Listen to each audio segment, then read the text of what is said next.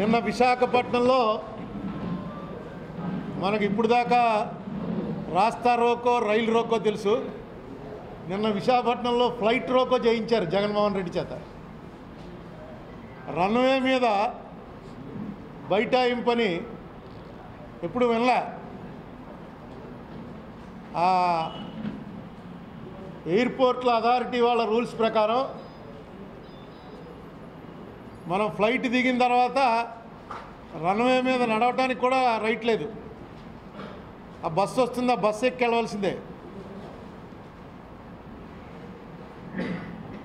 చాలా దగ్గరగానే ఎయిర్పోర్ట్ నుండి రన్వే నుంచి దూరం 10 అడుగులే ఉన్నా సరే ఒక్క తిరుపతి ఎయిర్పోర్ట్కి తప్పించి, అది కూడా ఏంటంటే ఎప్పటి నుంచో అలా ఉంది, ఇంకా మార్చలేదు. మన రాజమండ్రి ఎయిర్పోర్ట్లో కూడా మనం నడిచి వెళ్ళేవాళ్ళం. ఎప్పుడైతే కొత్త ఎయిర్పోర్ట్ కట్టారో బస్సు ఎక్కి వెళ్ళవలసిందే. నిన్న అనవసరపు హడావిడి చేసి ఈ ఉద్యమాలన్నీ ఎందుకు చేస్తారు? మీ ద్వారా ప్రజల దృష్టికి పాయింట్ తీసుకెళ్ళడానికి. నిన్న కొవ్వొత్తులట్టుకుని బీచ్లో పరిగెత్తో తిరిగో నడిచో చేస్తుంటే అన్ని ఛానల్స్లో అపోజిషన్ లీడర్ పార్టిసిపేట్ చేశాడు కాబట్టి హెడ్లైన్స్లో చూపిద్దరు. ఒక 5 నిమిషాలు, ఎందుకంటే విషయం అందరికీ తెలిసిందే కాబట్టి. చంద్రబాబు నాయుడు గారు మాత్రం స్వీయ పర్యవేక్షణలో అన్ని ఛానల్స్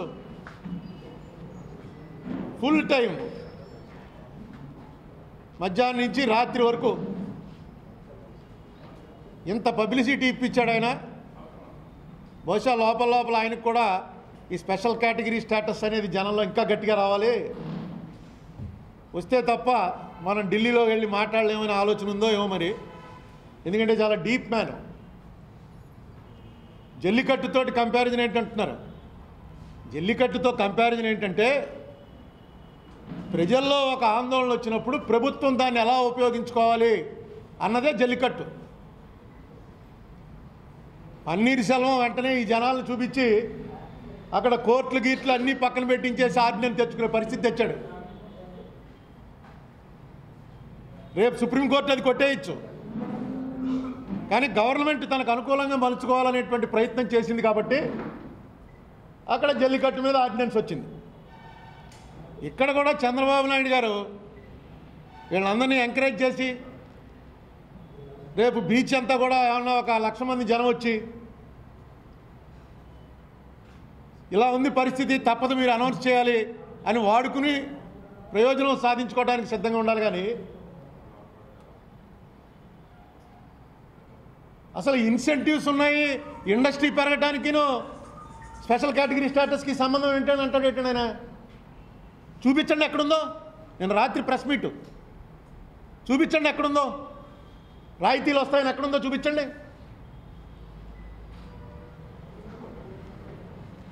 ఇంకేం చెప్తాం సమాధానం? అసలు స్పెషల్ కేటగిరీ స్టేటస్ అనేదే వెంకయ్యనాయుడు గారు ఆవేళ మాట్లాడింది ఏంటి? 5 ఏళ్ళు సరిపోదు, 10 ఏళ్ళు కావాలని రాజ్యసభలో ఎందుకు చెప్పాడు? 5 ఏళ్లలో పరిశ్రమలు ఎక్కడ పూర్తవుతాయండి? కట్టుకోవడానికే బోల్డ్ టైం పడుతుంది. ఆ ఫెసిలిటీ కావాలంటే 10 ఏళ్ళన్నా ఇవ్వాలి మీరు అని ఆవేళ గొడవ చేశాడు ఆయన. తర్వాత ఈయన చంద్రబాబు నాయుడు గారు 10 ఏళ్ళు సరిపోదు, 15 ఏళ్ళు ఇవ్వాలన్నాడు. ఏమీ లేని దానికి ఎందుకు ఇంత గొడవ చేశారు? అది ఎలక్షన్ ఇష్యూ చేసి ఎలక్షన్ ఎలాగా విజయం సాధించారు. స్పెషల్ కేటగిరీ స్టేటస్ అంటేనే incentives, income tax, corporate tax, central excise tax, వీటికి ఆ స్టేట్ ఉన్న పరిస్థితులను బట్టి ఇన్నేళ్లకని ఎగ్జామ్షన్ ఇచ్చేస్తారు. ఇప్పుడు ఇండస్ట్రీ ఎవడన్నా రాజమండ్రి వచ్చి పెట్టాలంటే ఎందుకు పెడతాడు? వాడు వైజాగ్ వాడైతే వైజాగ్లోనే పెట్టుకుంటాడు, విజయవాడ వాడు విజయవాడలోనే పెట్టుకుంటాడు. రాజమండ్రిలో ఏంటి ఫెసిలిటీస్ అంటే వాటర్ ఉందండి, ల్యాండ్ గవర్నమెంట్ ఇస్తారట, ఫ్రీగా ఇస్తారట ల్యాండు, కరెంటు రూపాయికి ఇస్తారట.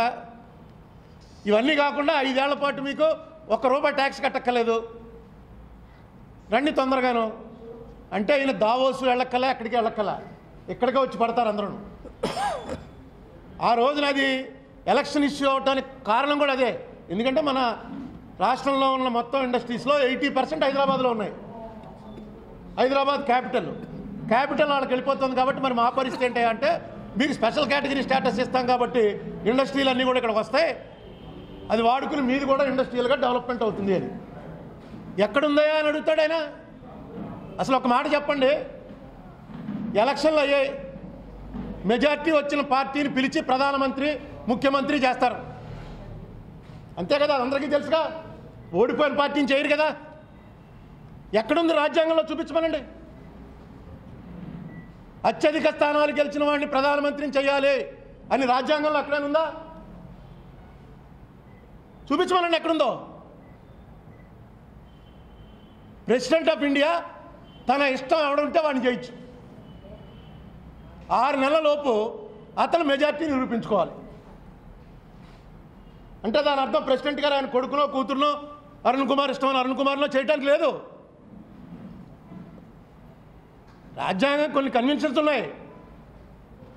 అలాగే ప్రతి రూలు అసలు స్పెషల్ కేటగిరీ స్టేటస్ అని పెట్టిందే పారిశ్రామిక రాయితీలు వస్తాయి. ఏం డెవలప్ అయ్యాయండి? వచ్చినవి ఏం డెవలప్ అయ్యాయి? ఒకసారి చూడండి ఆ లిస్టు. ఏం డెవలప్ అయ్యాయి చెప్పండి అంటారు. మరి అలాంటప్పుడు ఎందుకు అడిగారు?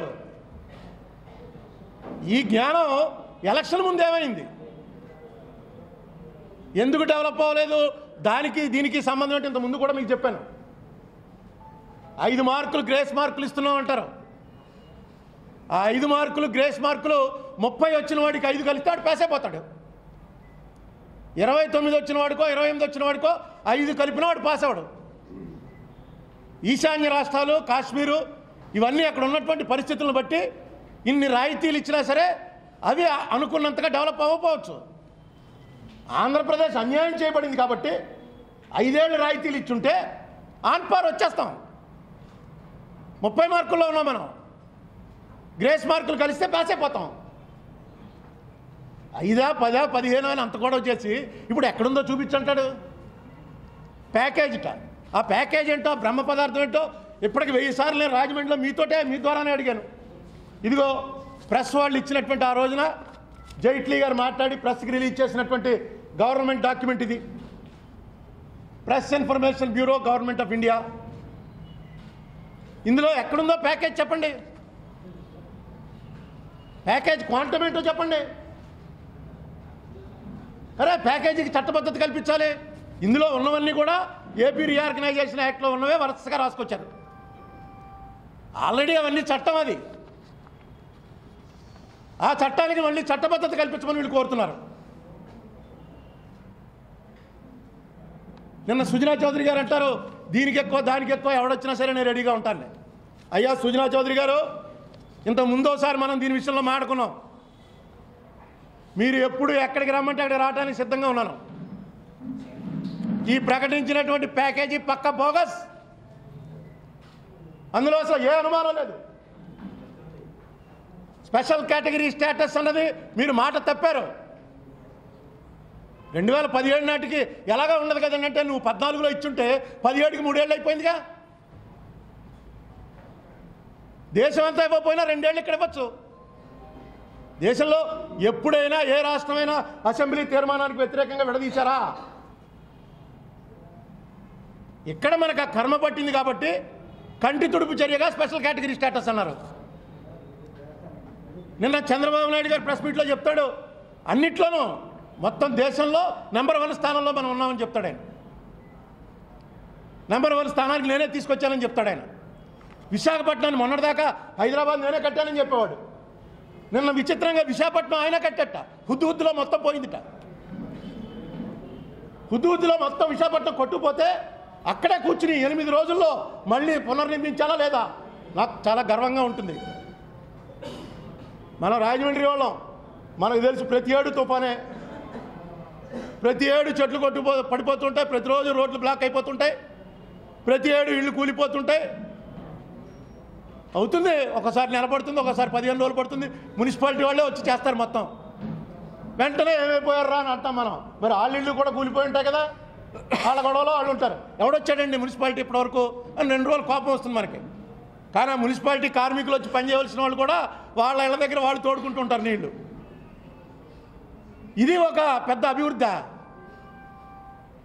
నిన్న కనుక అక్కడ జరుగుంటే, బీచ్లో కనుక జరుగుంటేట మన రాష్ట్రం పరువు పోంట. ఇంకొక ఆయన అంటాడు, ఎవడింటి దగ్గర వాడు కొవ్వొత్తి వెలిగించుకోండి, రోడ్డు మీకు వచ్చేందుకు వెలిగించడం అని.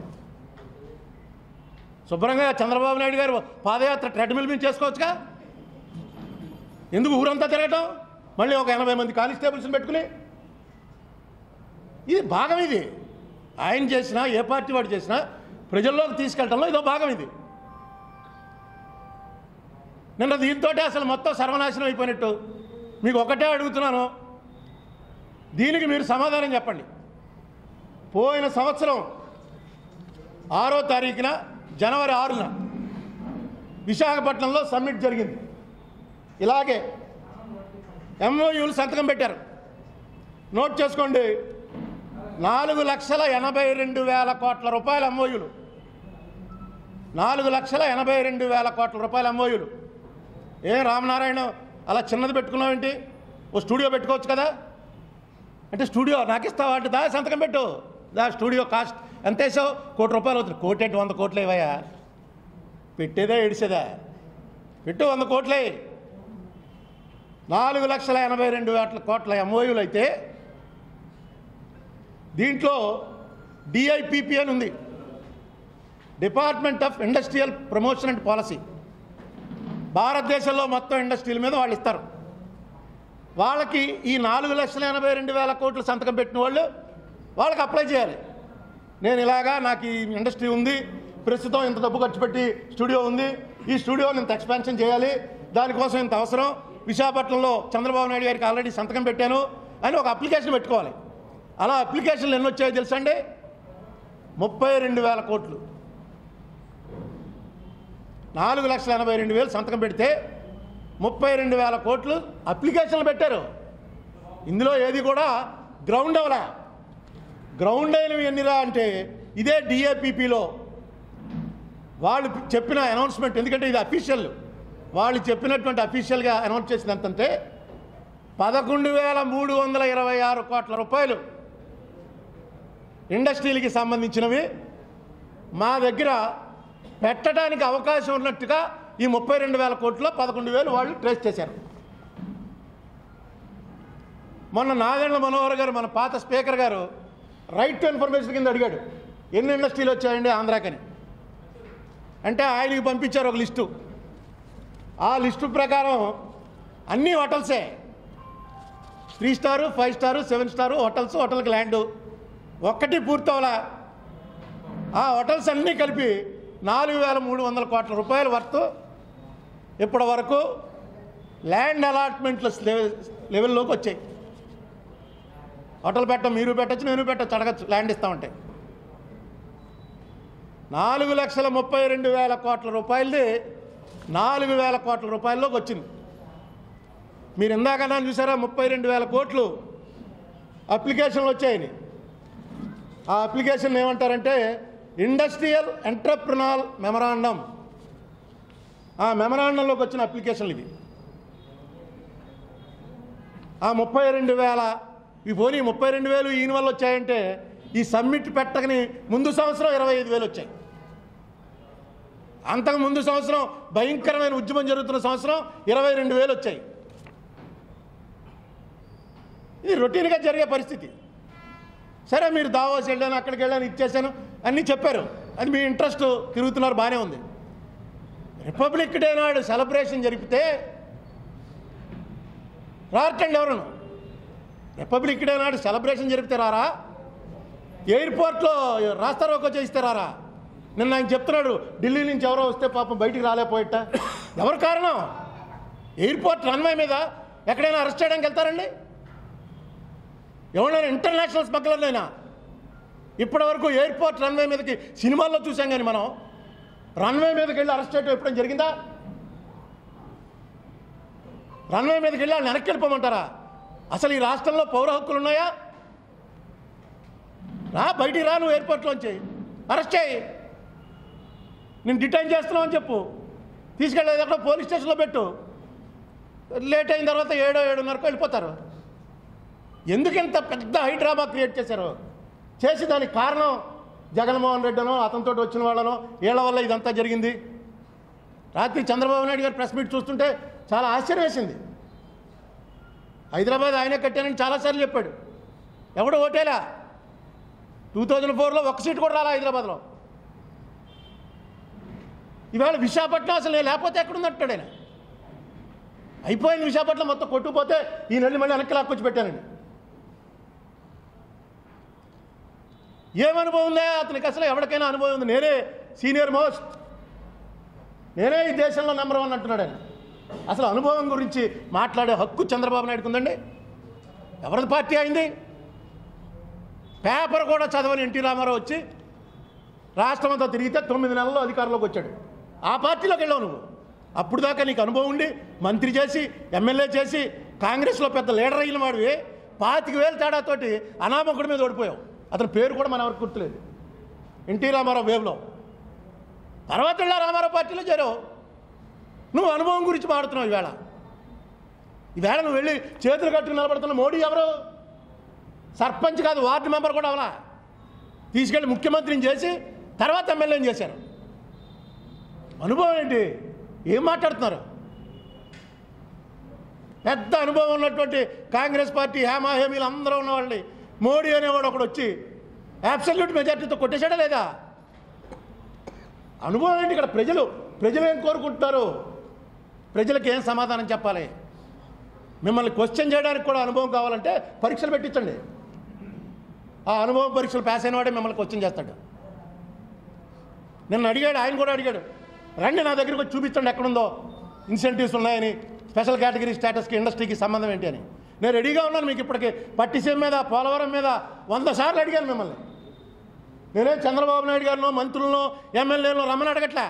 మీ అధికార ఆమోదపుత్ర పొందినవాడు ఎవడైనా సరే నేను రెడీ. నెక్స్ట్ నాకు ఏ పార్టీ సంబంధం లేదు, ఇమీడియట్గా చెప్తాను. నా తప్పు అనుకోండి, తప్పయింది. ఎస్, మీరే రైటు. నాకు తెలియదు, నాకు రాంగ్ ఇన్ఫర్మేషన్ వచ్చింది. నేనేమి నిష్ణాతుడిని కాదు, నేనేమి ఎకనామిస్ట్ని కాదు. మీలాంటి వాళ్ళు ఎవరో పంపించిన వాటిని బట్టి నేను మాట్లాడతాను. నేను నమ్మి మాట్లాడుతున్నాను. ఒకవేళ నా నమ్మకం తప్పైతే చెప్పండి, నువ్వు చెప్పింది తప్పయ్యా అని. ఇదిగో మొన్న యనమల రామకృష్ణ గారు అనౌన్స్ చేశారు. ఏం అనౌన్స్ చేశారు ఆయన? 99,000 కోట్ల రూపాయల సంస్థలు వచ్చాయి, 455 సంస్థలు వచ్చాయి ఈ ప్రభుత్వం వచ్చాక. అందులో 250 సంస్థలు ప్రొడక్షన్లోకి వచ్చాయి.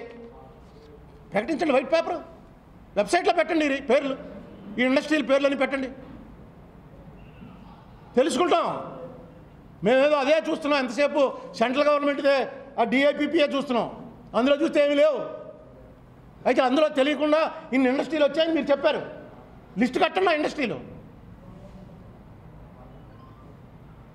కడితే తెలుసుకుంటాం.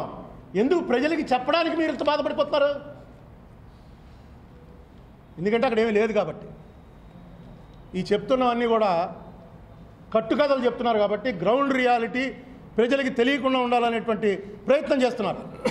మీకు ఎందుకు అవసరం లేదు అని చెప్తున్నాను నేను. చంద్రబాబు నాయుడు గారు ఏ కారణాల వల్ల కేంద్ర ప్రభుత్వం ఇవ్వాల్సినటువంటి స్పెషల్ కేటగిరీ స్టేటస్ ఇవ్వకపోతే, మొన్నటిదాకా స్పెషల్ కేటగిరీ స్టేటస్ గురించి నా రక్తం ఉడికిపోతుంది అన్నటువంటి మనిషి, అసెంబ్లీలో తీర్మానం చేయించినటువంటి మనిషి, అసలు స్టేటస్కిను ఇండస్ట్రీకి సంబంధం ఏముందని వేళ అంటున్నారంటే ఎక్కడ బ్లాక్మెయిల్కి లొంగిపోయారు? అది చెప్పండి. నన్ను బ్లాక్మెయిల్ చేస్తుంది సెంట్రల్ గవర్నమెంటు, నన్ను జైల్లో పెడతానంటుంది, అందుకే నేను ఇలా చేయాల్సి వస్తుంది. నేను జైలుకైనా పోతాను కానీ ఈ సెంట్రల్ గవర్నమెంట్ ఆదేశాలను తీసుకోను అని ప్రకటించండి. రాష్ట్రం అంతా మీ వెనకాల ఉంటుంది. మాకు తెలిసి మీరు ఆ ఓటు నోటు కేసు ఇలాంటి కేసులు ఇవే పెద్ద కేసులేం కాదు. అనేకసార్లు చెప్పాను నేను, కోర్టులో కూడా అదే ఆర్గ్యూ చేశాను. హైకోర్టులో ఉన్న ఆర్గ్యుమెంట్ కూడా ఇందులో చంద్రబాబుకి ఏమీ సంబంధం లేదని చెప్పాను. విచారణకు ఎందుకు అంగీకరించట్లేదు చంద్రబాబు? విచారణకు అంగీకరించి చెప్పు. ఏంటి నా వాయిస్లో తప్పే ఉంది? ఎస్, నేను చెప్పానని చెప్పని చెప్పి ఆర్గ్యూ చేశాను. రాష్ట్రాన్ని అమ్మేస్తే ఎలాగండి? షెడ్యూల్ 9 షెడ్యూల్ 10 ఇవ్వమంటే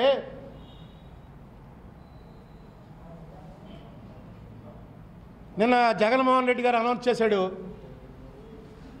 మేము నెక్స్ట్ సెషన్లో 3 ఏళ్ళు అయిపోగానే మేము రాజీనామాలు చేసేస్తున్నాం, చేసి ఎలక్షన్లకు వెళ్తామని అనౌన్స్ చేశాడు. ఆయన పార్టీ వాళ్ళతో ఇప్పటికైనా చాలాసార్లు చెప్పాను, ఆయనతో డైరెక్ట్గా చెప్పలేదు అనుకోండి, కాంగ్రెస్ వాళ్ళతో కూడా చెప్పాను, మళ్ళీ ఓసారి మీ ద్వారా చెప్తున్నాను. రాజీనామాలు చేసే ముందు ఈ బడ్జెట్ సెషన్లోనే కేంద్ర ప్రభుత్వం మీద అవిశ్వాస తీర్మానం పెట్టండి. ఆ రోజున మేము అవిశ్వాస తీర్మానం పెట్టినప్పుడు 70 మంది సపోర్ట్ ఉండి కూడా రూలింగ్ పార్టీ అపోజిషన్ కలిసిపోవటం వల్ల స్పీకర్ అది బయటికి రాకుండా సప్రెస్ చేసింది. ఈవేళ మీరు ఎవరో ఒక్కడు పెడితే చాలు, అవిశ్వాస తీర్మానం పెట్టడానికి జనాలు అక్కర్లేదు. ఒక్క మనిషి అవిశ్వాస తీర్మానం ప్రతిపాదిస్తే 50 మంది సపోర్ట్ చేస్తూ లేవాలి. ఖచ్చితంగా ఈ బిల్లు తెచ్చిన కాంగ్రెస్ వాళ్ళు లేస్తారు, ఖచ్చితంగా ఆ రోజున వ్యతిరేకించినటువంటి సిపిఎం వాళ్ళు లేస్తారు, తృణమూల్ కాంగ్రెస్ వాళ్ళు లేస్తారు, కొంచెం ఆలోచిస్తే మన తెలుగుదేశం వాళ్ళు కూడా లేస్తారు. ఎందుకంటే మనకు జరిగిన నష్టం వాళ్ళకి తెలుసు. పైకి అలా మాట్లాడుతున్నారు కానీ జరుగుతున్న నష్టం వాళ్ళకు కూడా తెలుసు. అవిశ్వాస తీర్మానం పెడితే ప్రభుత్వం కూలిపోవాలని ఏం లేదు. అవిశ్వాస తీర్మానం పెడితే ప్రభుత్వాన్ని ఎక్స్పోజ్ చేయొచ్చు.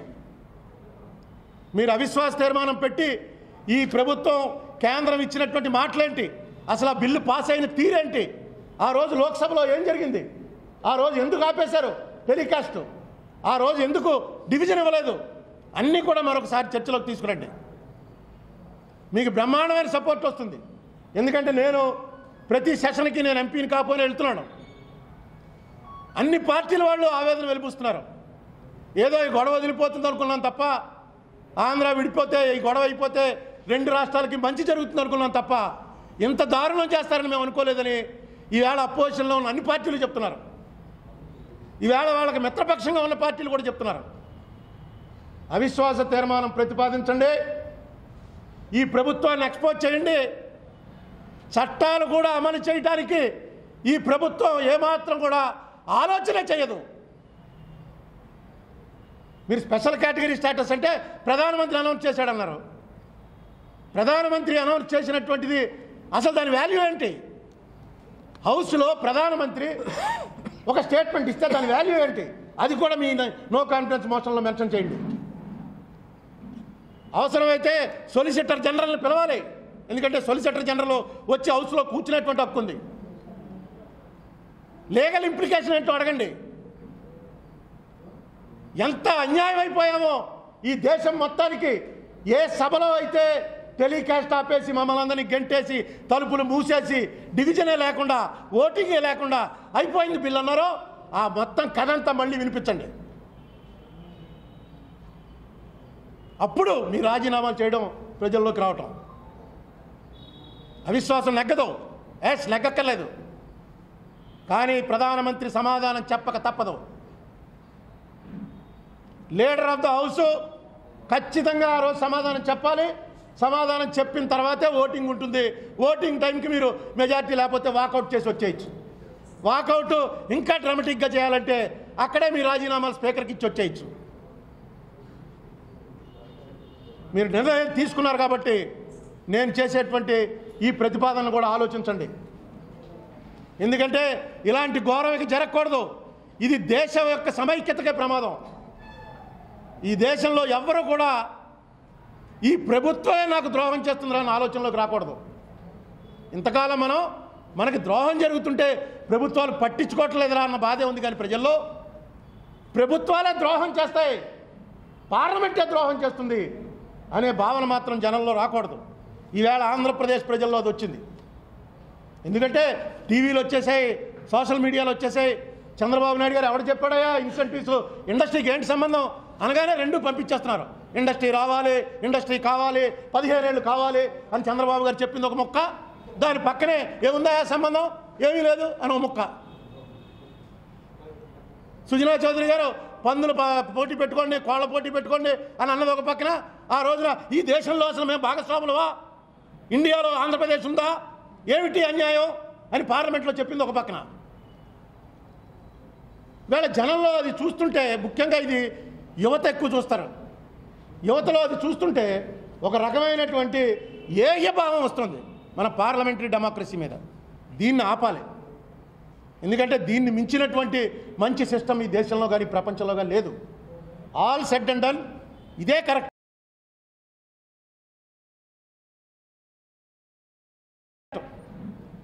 కానీ నడుస్తున్న తీరు తప్పు. ఆ తీరుని ప్రశ్నించేటువంటిది, ఎక్స్పోజ్ చేసేటువంటి అవకాశం ఈవేళ జగన్మోహన్ రెడ్డి పార్టీకి వచ్చింది. మీరు పెట్టండి, నా ఉద్దేశం టీడీపీ కూడా సపోర్ట్ చేస్తారు. లేదు ఆ రోజున వాకౌట్ చేసో, గవర్నమెంట్తో బాగుంటూ మేము స్టేట్లో తలెత్తుకోలేమయ్యా అని వాకౌట్ చేసో మరొకటి చేసో చేస్తారు, కానీ దీన్ని డైరెక్ట్గా వ్యతిరేకించరు. నెక్స్ట్ నో కాన్ఫిడెన్స్ మోషన్ పెట్టడం, దాంట్లో రాయక్కర్లా ఎందుకు నో కాన్ఫిడెన్స్ మోషన్ పెడుతున్నారో. ఒకటే లైన్ ఉంటుంది, ఈ ప్రభుత్వానికి అధికారంలో కొనసాగే హక్కు లేదు కాబట్టి మేము అవిశ్వాసం ప్రతిపాదిస్తున్నాం అని ఒకటే లైన్ ఉంటుంది. దాంట్లో అన్నీ వస్తాయి. మన గొడవ చెప్తాం, ఇంకా వేరే గొడవలు ఉన్న వాళ్ళు చెప్తారు ప్రభుత్వానికి వ్యతిరేకంగా. అయితే ఎవళ్ళైతే ప్రతిపాదించారో వాళ్ళకి ప్రధానమైనటువంటిది వస్తుంది. కాబట్టి మొత్తం డిబేట్ అంతా కూడా ఈ టర్న్లోకి తీసుకొచ్చే అవకాశం ఉంది మీకు. ఈ విషయాన్ని కూడా మీ ద్వారా జగన్మోహన్ రెడ్డి గారికి, వాళ్ళ పార్టీ వాళ్ళకి, వాళ్ళ థింక్ ట్యాంక్ ఆలోచించండి. నిన్న మీ అదృష్టం ఏంటంటే నిజంగా బీచ్లోకి వెళ్తే ఏమవునో నాకు తెలియదు, కానీ ఎయిర్పోర్ట్లో ప్లెయిన్ని రాస్తా రోకో, రైలు రోకో టైప్లో ప్లెయిన్ని కూడా ఆపేటువంటి మొట్టమొదటి సంఘటన ఈ భారతదేశంలో జరిగింది. ఎవరో హైజాక్ చేసి ఎత్తుకుపోవటం ఇలాంటివి విన్నాం తప్ప, చివరికి వచ్చి ఇప్పుడు మనం ఎక్కడో రాస్తా రోకో ఉంటే అంబులెన్స్ కూడా వచ్చి చెప్తాడు, సార్ అంబులెన్స్లో పేషెంట్ ఉన్నారు, ఒక్క నిమిషం వదిలేయండి అని. వెంటనే లేచి తప్పుకుంటాం, అంబులెన్స్ వెళ్ళిపోగానే మళ్ళీ కూర్చుంటాం. అలాగా ఒక ఫ్లైట్లో వాళ్ళు వచ్చి అడిగారట, బాబు మా ఫ్లైట్ టేకాఫ్ టైం అయింది, మీరు కాసేపు తప్పుకోండి అని. అప్పుడు వాళ్ళ మాట మన్నించి వీళ్ళు వచ్చి లోపల లాంజ్ దగ్గర కూర్చున్నారు. ఇది ఎప్పుడు నేను వినలే, నిన్న ఆశ్చర్యపోయాను. అసలు పోలీసు వాళ్ళు లోపలికి వెళ్ళడం ఏంటి? పోలీసు వాళ్ళు లోపలికి వెళ్ళినవరు, అసలు ఎయిర్పోర్ట్లోకి వెళ్ళినవరు. ఇప్పుడు మేము ఎంతుంటే మాతో గన్మెన్లు వచ్చేవారు, వాళ్ళు బయట అయిపోవాల్సిందే, లోపల రావడానికి లేదు. అటువంటిది మొత్తం మఫ్టీలో పోలీసో తెలియదు, ఎవడో తెలియదు, వెళ్ళిపోయారు లోపలికి. సరే, అవసరానికి మించి నిన్న విపరీతమైనటువంటి కవరేజ్ వచ్చింది, విపరీతమైన ఎక్స్పోజర్ వచ్చింది. దీన్ని సద్వినియోగం చేసుకోవాల్సిన బాధ్యత వైఎస్ఆర్సీపీ మీద ఉంది. దీని ద్వారా ఏదైనా ఫలితం వచ్చాలంటే ఆ ఫలితం సాధించవలసిన బాధ్యత చంద్రబాబు నాయుడు గారి ప్రభుత్వం మీద ఉంది. చంద్రబాబు నాయుడు గారు, మీరు ఇప్పటివరకు ఏం చేశారో శ్వేతపత్రం ప్రకటించండి. ఈ సమ్మిట్లో కానీ ఇప్పుడు పోలవరం ఉంది, నిన్న రాత్రి ఆయన చెప్తున్నాడు 40,000 కోట్ల రూపాయలు పోలవరం వచ్చేదా నేను రాజీ పడకపోతే? ఆ 7 మండలాలు వచ్చేవా? నేను వెళ్ళి చెప్పాను, మీరు ఆ 7 మండలాలు కలుపుతూ ఆర్డినెన్స్ తీసుకురాకపోతే నేను అసలు ప్రమాణ స్వీకారమే చేయనన్నాను. అసలు ఆ పరిస్థితి ఎందుకు వచ్చింది? మార్చి 1వ తారీఖు నాడే మన్మోహన్ సింగ్ ప్రభుత్వం ఆర్డినెన్స్ డ్రాఫ్ట్ తయారు చేసి ప్రెసిడెంట్కి పంపితే, అది 3వ తారీఖు ప్రెసిడెంట్ ఆఫీస్కి చేరితే, 5వ తారీఖున ఎలక్షన్ కమిషన్ డిక్లేర్ చేశారు కాబట్టి ప్రెసిడెంట్ అది పక్కన పెట్టాడు. కొత్త గవర్నమెంట్ వచ్చింది, ఆటోమేటిక్గా ఆర్డినెన్స్ మొత్తం వీళ్ళు చేయాలి, చేయనన్నారు. ఇప్పుడు చంద్రబాబు మాటలు బట్టి అర్థమైంది ఏంటంటే, వాళ్ళు అసలు మొత్తం పాత ఆర్డినెన్స్ మొత్తం తీసి పక్కన పెట్టేశారు, పోలవరంతో సహా పక్కన పారేశారు. ఈయన వెళ్ళి స్పెషల్ కేటగిరీ స్టేటస్ వద్దు, మాకు ఏవద్దు, ఆ పోలవరం మండలాలు కూడా కలపకపోతే నేను పదవి స్వీకారం చేయనయా అని అనుండాలి. అంతకుమించి అంత బ్లాక్మెయిల్ చేయాల్సిన అవసరం లేదు. ఆ రోజు నేను అనకపోతే ఈ మండలాలు కూడా రావంటున్నాడు ఆయన. ఇంతకైనా దారుణం ఏముంటుందండి? పాత గవర్నమెంట్ చేసిన ఆర్డినెన్స్ని వీళ్ళు యాజ్ ఇట్ ఈజ్గా పట్టుకుని, మన స్టేట్కి సంబంధించిన ఆర్డినెన్స్ అది, అందులో 5 పాయింట్లు మన స్టేట్వే చెయ్యాలంటే ఈయన ఒకదానికి రాజీ పడిపోవడం ఎందుకు? రాజీ పడిపోయావు మరి అసెంబ్లీలో తీర్మానం ఎందుకు? ఆ ప్యాకేజ్ ఏంటి అసలు? ఏమిటో తెలియకుండా ప్యాకేజా? ఆ ప్యాకేజీలో ఉండాలి కదా, ఇగో దీనికి 100 కోట్లు ఇస్తున్నాం, దీనికి 10 కోట్లు ఇస్తున్నాం, దీనికి 500 రూపాయలు ఇస్తున్నాం, ఇది మా ప్యాకేజీ. అసలు ఏమీ లేదు. యాక్ట్ ఏది ఉందో యాక్ట్ యాజ్ ఇట్ ఈజ్గా మెన్షన్ చేసి ఇవన్నీ కూడా ప్రయత్నం జరుగుతున్నాయి. ఇగో మొత్తం లిస్ట్ ఇచ్చారు, యాక్ట్లో ఏవేవైతే ఉన్నాయో అవే లిస్టు ఇచ్చి ఇవన్నీ కూడా మేము చేస్తామని యాక్ట్లో పెట్టారు, చేయాలి. ఎప్పుడు 100 ఏళ్ళ చేస్తారు, 200 ఏళ్ళకి చేస్తారో తెలీదు. 1800 కోట్ల రూపాయలు పోలవరంకి ఇచ్చారు మొన్న. నిన్న ఆయనే చెప్తున్నాడు 40,000 కోట్లు కావాలని. అంటే 37,200 కోట్ల రూపాయలు ఆయన లెక్క ప్రకారం ఈ సంవత్సరం ఇచ్చేస్తారు, 2018కి ఓపెన్ చేస్తాడు. మొన్న ఇంకో మాట అన్నాడు, ట్రాన్స్ట్రాక్ ఏం సంబంధం లేదు, రాష్ట్ర ప్రభుత్వం కడుతోంది పోలవరం అని. ఎక్కడ వినలేదు మనం. రాష్ట్ర ప్రభుత్వాలు కట్టడం ఏంటి? కాంట్రాక్టర్లు కడతారు, ప్రభుత్వం అజమాయిషీలో ఉంటుంది, మేమే కడుతున్నామని చెప్పాడు ఆయన. ఈ రాష్ట్రంలో ఎప్పుడూ లేనటువంటి ఒక యుద్ధ వాతావరణాన్ని సృష్టించడం చంద్రబాబు నాయుడు గారికి అలవాటైపోయింది. ఇక్కడ ముద్రగడ పద్మనాభం గారు హాస్పిటల్లో ఉన్నాడు. ఏంటి ఇక్కడ అవసరం అండి? రాజమండ్రిలో కంచెలేస్తారా ఇండియా పాకిస్తాన్ బోర్డర్ లాగా? ఏమన్నా అంటే రైలు తగలబెట్టేస్తారు, వైజాగ్ తగలబెట్టేస్తారు.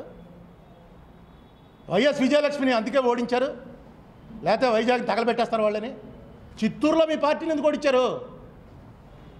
నువ్వు ఎంత సీనియర్వి, నీ సొంత జిల్లా చిత్తూరు, నీ చిత్తూరులో మెజార్టీ స్థానాలు వైసీపీని ఎక్కడ పెట్టండి?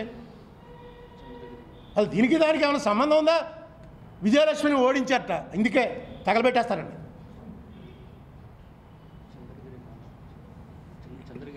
చంద్రగిరి కాన్స్టిట్యున్సీ గవర్నమెంట్ విండు. ఇది నేను ఈవేళ ముఖ్యంగా ప్రెస్ మీట్ పెట్టిన కారణం ఏంటంటే, నేనేమి పొలిటికల్గా బయాస్డ్ కాదు. చంద్రబాబు నాయుడు గారు 1000 రూపాయలు పెన్షన్లు ఇస్తున్నాడు, ఎస్ చాలా బాగా చేస్తున్నాడు. దాన్ని చేసేటువంటి మంచి పని ఏమైనా ఉంటే దాన్ని అభినందించాలి.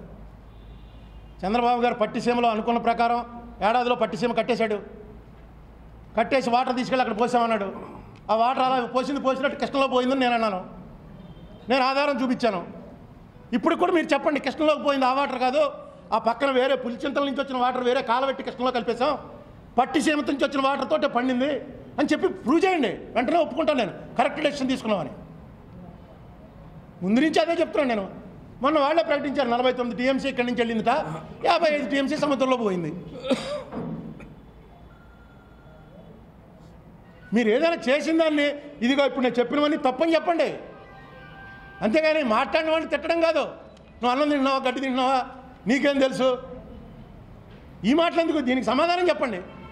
ఇగో ఇన్ని ఇండస్ట్రీలు వచ్చాయి, రాయండి ఊర్లో, రాజమండ్రిలో, వై జంక్షన్లో పలానా చోట ఇండస్ట్రీ వచ్చిందంటే వెళ్ళి చూస్తాం. ఇదేంటారా మనకి ఇందిరాగాంధీ బొమ్మలా కనబడుతుంది, ఇక్కడ ఇండస్ట్రీ ఉందన్నమాట. ఓహో ఇండస్ట్రీ లిస్ట్లో ఉందని ప్రకటించండి మీరు. ఇండస్ట్రీలు ఎక్కడెక్కడ వచ్చాయో అవేమి సీక్రెట్ కాదు కదా, గంజాయి సాగు కాదుగా, డైరెక్ట్గా ప్రకటించండి. ఇక మొన్న యనమల రామకృష్ణ గారు ప్రకటించారు 99,000 కోట్లు 455 సంస్థలు వచ్చాయని. నేను డిస్ప్యూట్ చేస్తున్నాను. ఎందుకు డిస్ప్యూట్ చేస్తున్నాను? నేను డిఐపిపిలో ఉన్నదాన్ని బట్టి, సెంట్రల్ గవర్నమెంట్ వాళ్ళు డిఐపిపిలో ఉన్నదాన్ని బట్టి ఇది తప్పయా నేను చెప్తున్నాను.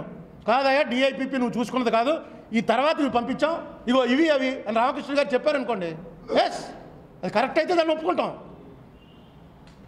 నువ్వు అపోజిషన్తో మాట్లాడవు, నాలాంటి వాడితో మాట్లాడవు, నీ ప్రభుత్వంలో ఎవరితో మాట్లాడు. ప్రభుత్వంలో ఆయన ఏం చెప్తున్నాడు, మిమ్మల్ని అందరినీ కాసుకోలేక చేస్తున్నాను, రోజు ఎక్కడో చోట న్యూసెన్స్, వంశధారకు జీవో ఇచ్చాను, జీవో ఇంప్లిమెంట్ చేయని నేను బాధపడుతున్నాను.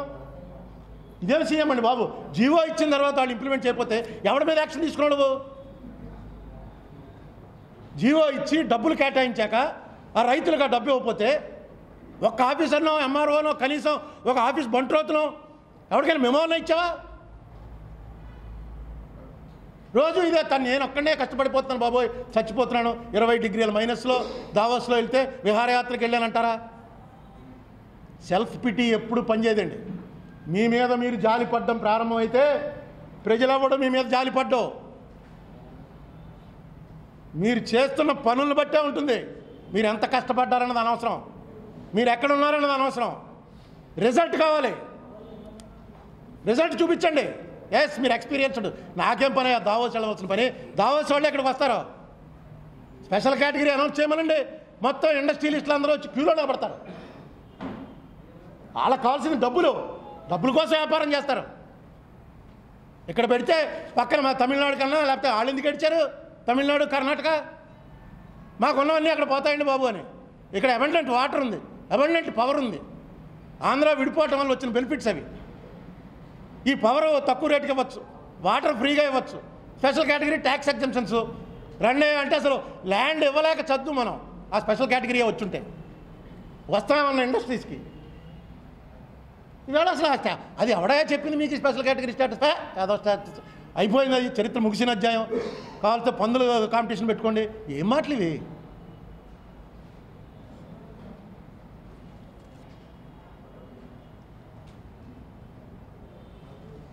అందుకనే ఈవేళ ఈ ప్రెస్ మీట్ పెట్టడం ద్వారా 2 ముఖ్యమైన అంశాలు. ప్రభుత్వాన్ని ఇప్పటివరకు జరిగినటువంటి ఈ 2.5 సంవత్సరాల్లో ఎన్ని ఇండస్ట్రీస్ వచ్చాయి, పోలవరం వర్క్ ఎంతవరకు అయింది, పట్టిసీమ వాటరు సముద్రంలోకి వెళ్ళిపోయిన వాటర్ 49 మందేనా, అందులో ఉన్న ఒక 5-6 టీఎంసీ వాడుకున్నారా? ఎందుకంటే మొత్తం ఏ రోజున ఎంత తోడేమో ఏ రోజున ఎంత వచ్చిందన్నది ఫిగర్స్ ఉంటాయి వాళ్ళ దగ్గర. నేను ఇచ్చిన ఫిగర్స్ తప్పైతే మీకు కరెక్ట్ ఫిగర్స్ ఇవ్వండి.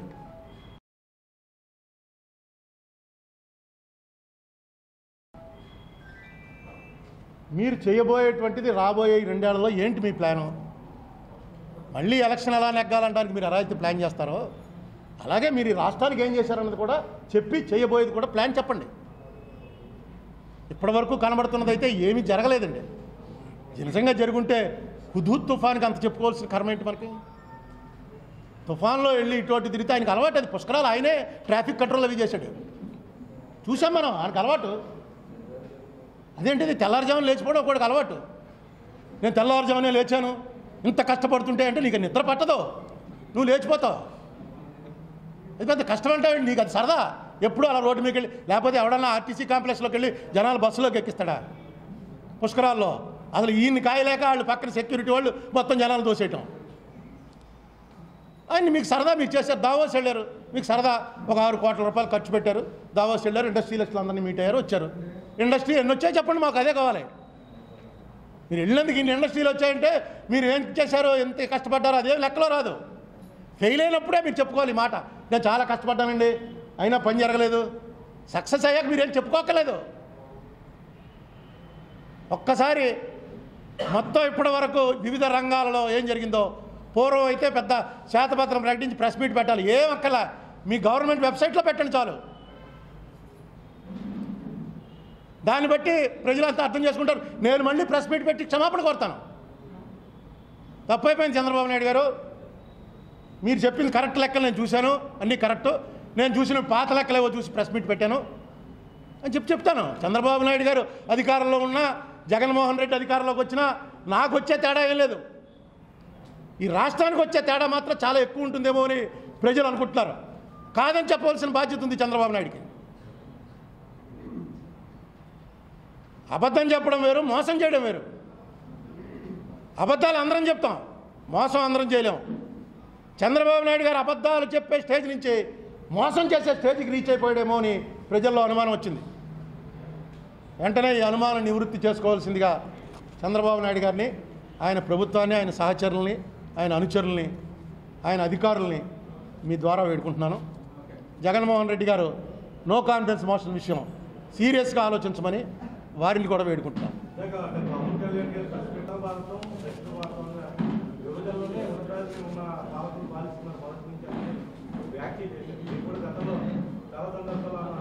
నేను మీకు స్టాటిస్టిక్సే చూపించాను. సౌత్ నుంచి వెళ్ళే డబ్బుతోటే ఈ దేశం బతుకుతోంది. మీకు ఆ లెక్కలన్నీ 3 నెలల క్రితమే చూపించాను. న్యాచురల్గా అసలు ఇప్పుడు ఏ స్టేటస్ ఇవ్వక్కలే మనకి. మన ఆంధ్రప్రదేశ్ నుంచి ఎంత ట్యాక్స్ అయితే సెంట్రల్ గవర్నమెంట్కి వెళ్తుందో ఆ మొత్తం డబ్బు 5 ఏళ్ల పాటు మీరు మాకు షేర్ ఏం ఇవ్వక్కలేదు, మీ డబ్బు మీరే ఉంచుకోండి అంటే చాలు. నిజంగా అంతే. ఇక్కడ డిసిప్లిన్డ్, సౌత్ అంటే డిసిప్లిన్డ్. మీకు ఉత్తరప్రదేశ్లో ₹1 అక్కడ స్టేట్లో ఆదాయం వస్తే ₹1.80 సెంట్రల్ గవర్నమెంట్ ఇస్తుంది. బీహార్లో ₹1.40 ఇస్తుంది. అక్కడ పాపులేషన్ ఎక్కువ, పావర్టీ ఎక్కువ. మనకేమో కంట్రోల్గా ఉంటుంది, డిసిప్లిన్గా ఉంటుంది. మనకు ₹1 ఇస్తే మనం 60 పైసలే ఇస్తున్నారు మనకి. న్యాచురల్గా ఇలా జరిగేటువంటి స్టేజ్లో మనకి ఒక రకమైనటువంటి కాంప్లెక్స్ అసలు రాకూడదు. మన తక్కువ చూస్తున్నారా అన్న కాంప్లెక్సే రాకూడదు. చంద్రబాబు నాయుడు గారు ఎప్పుడైతే ఆ రోజు నేను ఆ 7 మండలాలు ఇవ్వకపోతే నేను పదవి స్వీకారమే చేయను అన్నాను కాబట్టి ఆ మండలాలు వచ్చాయి. అంటే ఇంతకన్నా అన్యాయం ఏంటి? ఆయనకి మెజార్టీ వచ్చి ప్రజలు అతనికి ఓటేసి ఆయన్ని చీఫ్ మినిస్టర్గా పంపిస్తే చీఫ్ మినిస్టర్ పదవి స్వీకారం చేయడానికి గత పార్లమెంట్లో చేసి క్యాబినెట్ తీర్మానం చేసి ఆర్డినెన్స్ డ్రాఫ్ట్ పంపించిన దాంట్లో 3 త్యాగం చేసి 1 తెచ్చుకోవడానికి ఆయన ముఖ్యమంత్రి పదవినే పణంగా పెట్టవలసిన దుస్థితి వచ్చిందంటే ఇంతకన్నా దారిలో సౌత్ని తక్కువగా చూస్తున్నారు అని పవన్ కళ్యాణ్ అంటే తప్పే ఉంది. ఇతను ఎలక్టెడ్, ఇతను ఇల్లు అడగాలి ఎందుకు చేయవా ఆర్డినెన్స్ అని. కాంప్రమైజ్ అయిపోయాడు. 3 ఆయనే చెప్తున్నాడు, లేకపోతే పోలవరం వచ్చి ఉండేది కదని. స్పెషల్ కేటగిరీ లేకపోతే పోలవరం రాదంటున్నాడు. వదిలేసాను అది చెప్తున్నాడు. 15,000 కోట్ల రూపాయలు ఫస్ట్ ఇయర్ డెఫిసిట్ చూపించాడు. ఈయన 3,000 ఇచ్చారు. అంటే తప్పుడు లెక్కలు రాశాడు అనమాట ఈయన. ఎలా అంగీకరిస్తాడు ఈయన తప్పుడు లెక్కలు రాశానని? నాకు అర్థం అవ్వట్లేదు. ఈయనకేంటి అవసరం? ఈయన సొంతానికి ఇది 15,000 కోట్లని అధికారులు ఇస్తే పంపాడు. వాళ్ళు 3,000 ఇచ్చారు. ఇప్పటికే 3 ఏళ్ళు అయింది. First year deficit. Sujana Chowdary గారు కానీ చంద్రబాబు గారు ఆర్డర్ పొందిన వాళ్ళు ఎవరైనా సరే వాళ్ళతోటి ఈ రాష్ట్ర ప్రభుత్వం గత 2.5 సంవత్సరాలు, ఇంకో 3-4 నెలలు అయితే 3 సంవత్సరాలు పూర్తవుతుంది. ఈ 3 సంవత్సరాల్లో చేసినటువంటి పాలనలో మీరు చేసింది మంచి అంటే మీరు చెప్పండి. ఆ మంచిని అది నిజంగా నా దగ్గర ఉన్న లెక్కల ప్రకారం కరెక్ట్ అయితే అంగీకరిస్తాను. ఒకవేళ నా లెక్కలు తప్పు అయితే తప్పు అని చెప్పండి. ఇప్పుడు కూడా చెప్తున్నాను నేను, పట్టిసీమ అనేది ఒక పచ్చి బోగస్ కత్తి నిర్మించింది మీరు. పట్టిసీమతో వెళ్ళిన వాటర్తో అక్కడ జరగలేదు. పులిచింతల నుంచి కేసర్ నుంచి వచ్చింది వాటరు. మీ లెక్కలే చెప్తున్నాయి. మీరు పట్టిసీమే తీసుకెళ్ళి అక్కడ బతికించాం. ఈ 49 టీఎంసీ తోటి బతికిందంటే చెప్పండి మీరు. ఏ రోజున ఎంత తోడారు ఇక్కడ, ఆ రోజున ఎంత వెళ్ళింది ఫ్లడ్? నా దగ్గర ఉన్న లెక్కలు మీ లెక్కలే. అవి మీరు అంగీకరించకపోతే వేరే లెక్కలు మీ దగ్గర ఉంటే చెప్పండి. ఓ వెబ్సైట్ ఉంది, ఏ రోజు ఏ నదిలో ఎంత ఓవర్ఫ్లో అవుతుందో అది కొట్టగానే వచ్చేస్తుంది. గవర్నమెంట్ వెబ్సైట్ అది. రోజు పొద్దున 7ంటికి ధవళేశ్వరం దగ్గర ఫీడ్ చేస్తారు, పొద్దున 7 గంటలకి కృష్ణా బ్యారేజ్ దగ్గర ఫీడ్ చేస్తారు. ఈవేళ ఎన్ని టీఎంసీ వాటర్ వచ్చింది, ఎంత సముద్రంలోకి వెళ్తుందని నిమిషం ఇలా కొట్టామంటే వచ్చేస్తుంది. కొట్టాం, తయారు చేసాం, చార్ట్ ఇచ్చాం. ఆ చార్ట్ తప్పు అయితే అక్కడ మీ ఆఫీసర్ల మీద యాక్షన్ తీసుకోండి.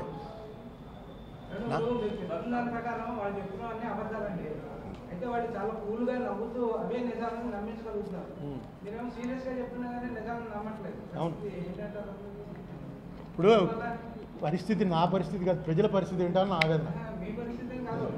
అందుకనే ఈ రాష్ట్ర ప్రజల పరిస్థితి ఏంటో అన్నది ఆవేదన తప్ప, లేకపోతే ఎందుకు ఈ కంఠశోష? తెలిసి మనకి నీకు ఇంత ముందోసారి చెప్పాను, మన ఎదురుకుండా ఒక అనర్థం జరుగుతుంటే దాన్ని ఎత్తి చూపటం అనేది ఈ రాజమండ్రి గోదావరి లక్షణం. ఉండలేము. దీనివల్ల వాళ్ళ కోపం వచ్చినా ఇంకోటి వచ్చినా ఇంత అనర్థం కళ్ళ ముందు జరుగుతుంటే ఇన్నేళ్ల నుంచి పాలిటిక్స్లో ఉండి దీన్ని మనం చెప్పబోదు. ఇదే జగన్మోహన్ రెడ్డి పార్టీ వాళ్ళు చెప్తే వీళ్ళు అధికారం కోసం చెప్తున్నారు, వీళ్ళు గవర్నమెంట్ ఏం చేసినా తప్పే చేస్తారు.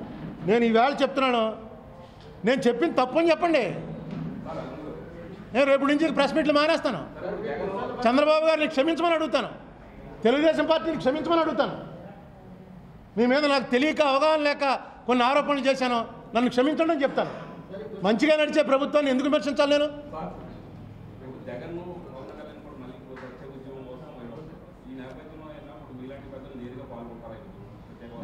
ఏమంటే నేను పాల్గొంటే ఒకండి, నాతో ఫ్రెండ్స్ ఉన్నారు ఒక 20 మంది. మేము ఇది ఉద్యమం అనేది, నిన్న ఉద్యమం జరిగితే ఎక్కువ ఎఫెక్ట్ వచ్చినా ఎయిర్పోర్ట్ సంఘటన వల్ల ఎక్కువ ఎఫెక్ట్ వచ్చిందా మీరు చెప్పండి? కాదు, ఈ ప్రజల్లో తీసుకెళ్ళడమేగా ఉద్యమం అంటే. చంద్రబాబు నాయుడు గారు చేసి పెట్టాడు అది. కాదుగా, జరుగుంటే ప్రజల్లో రావటం కన్నా దీని మీద ప్రభుత్వం భయభ్రాంతులు అవుతోంది అన్నది ప్రజల్లోకి వెళ్ళింది. నీకు కొవ్వొత్తులు పట్టుకుని 100 మంది వచ్చారా, 1000 మంది వచ్చారా, 1,00,000 మంది వచ్చారా అన్న దాన్ని బట్టి ఓహో ప్రభుత్వానికి వ్యతిరేకత చాలా ఉందన్నమాట అని ప్రజలు అనుకోవడం కోసం పెడతారు ఇది.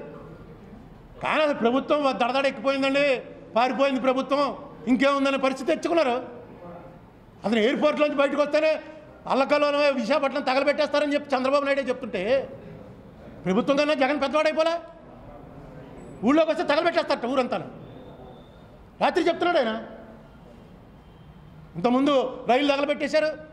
ఏదైనా అంటే రైలు ఒకటి దొరికింది, ఆ రైలు తగలబెట్టేశారు. రైలు ఎవడు తగలబెట్టాడో ఏంటో అసలు వ్యవహారం ఇప్పుడు వరకు దానికి గొడవే లేదు. జగన్మోహన్ రెడ్డి తగలబెట్టాడంటాడు, కరుణాకర్ రెడ్డి తగలబెట్టాడంటే, రేపు మోడీతో గొడవ వస్తే మోడీయే తగలబెట్టాడట. ఎప్పుడైతే జగన్మోహన్ రెడ్డి ఊళ్ళోకి వస్తే ఊరంతా తగలబెట్టేస్తాడు అని చెప్పి ముఖ్యమంత్రి స్వయంగా అన్నాడో అంత బలమయ్యాడు అనమాట జగన్మోహన్ రెడ్డి. తప్పు ముఖ్యమంత్రి గారు, మీరు మాట్లాడే మాటలు చాలా జాగ్రత్తగా మాట్లాడండి. మీరు బీలిటిల్ చేసుకోకండి మిమ్మల్ని మీరు. నేను కంట్రోల్ చేయలేను జగన్మోహన్ రెడ్డి అని చెప్పండి ఆయన. రాత్రి ప్రెస్ మీట్ చూసారా? రాత్రి ప్రెస్ మీట్ ఆయన 10ంటికి, అందులో చెప్తున్నాడు ఆయన అందుకే ఆపేశామని. మరి ఇలాంటి పరిస్థితిని ఎప్పుడు చూడాలి? ఇదండి అపోజిషన్ లీడర్ వస్తే ఊరంతా తగలబెట్టేసే పరిస్థితి ఉన్నప్పుడు రూలింగ్ పార్టీ రాజీనామా చేసి పోవాలి ఇంటికి, మేము కంట్రోల్ చేయలేమని.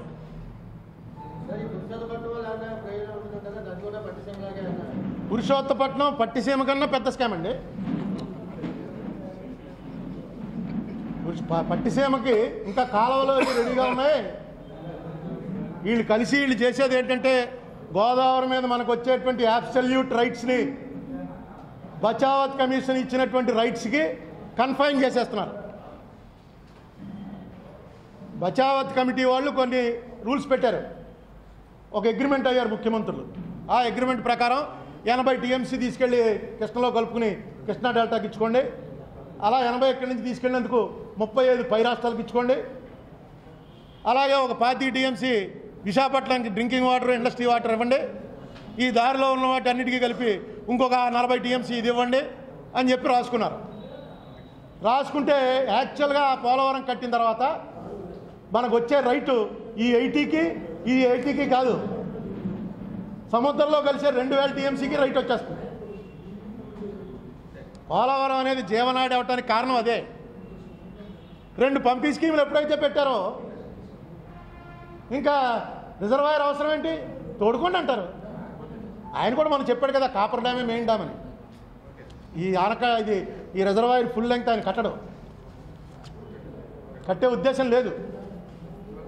ఇది నా ఒకవేళ నేను చేసింది ఆరోపణ, ఇది నేను చేసిన తప్పు ఉంటే చెప్పానండి. ఎవరైనా వచ్చి వాళ్ళ ఇంజనీర్ ఎవరైనా వచ్చి చెప్తే చాలు. నాకు పురుషోత్తపట్నం అసలు అవసరమే లేదు. ఓకే.